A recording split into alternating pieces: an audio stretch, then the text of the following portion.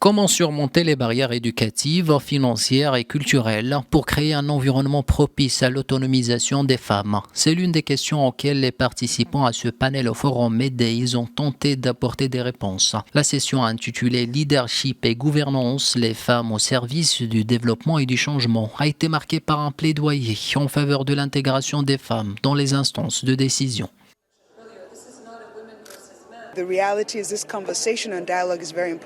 Il est crucial de reconnaître que cette réflexion et ce dialogue revêtent une grande importance. Ce n'est pas simplement une question féminine, mais une question sociétale.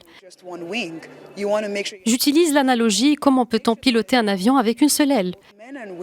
Nous voulons nous assurer d'avoir 2 ailes, de manière à garantir des chances pour les hommes et pour les femmes.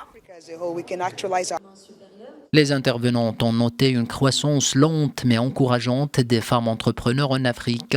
Cependant, elles ont appelé à des efforts soutenus des décideurs pour garantir un accès équitable à l'éducation, au financement et à la prise de décision. Je pense que ce dont nous avons besoin aujourd'hui est une femme capable d'exploiter les capacités qu'elle possède et capable de tirer profit des opportunités qui se présentent. Une femme qui œuvre en faveur de son environnement et sa société. Il ne s'agit pas là de lutter de manière individuelle, mais plutôt d'être une femme fière d'elle-même. Je pense que nous avons un long chemin à parcourir dans le monde entier avant de mettre un terme à l'inégalité qui existait et continue à exister à l'égard de la femme. Aux Pays-Bas, par exemple, il arrive parfois que l'on pense à tort que dans l'ouest du pays, la question de l'inégalité est résolue.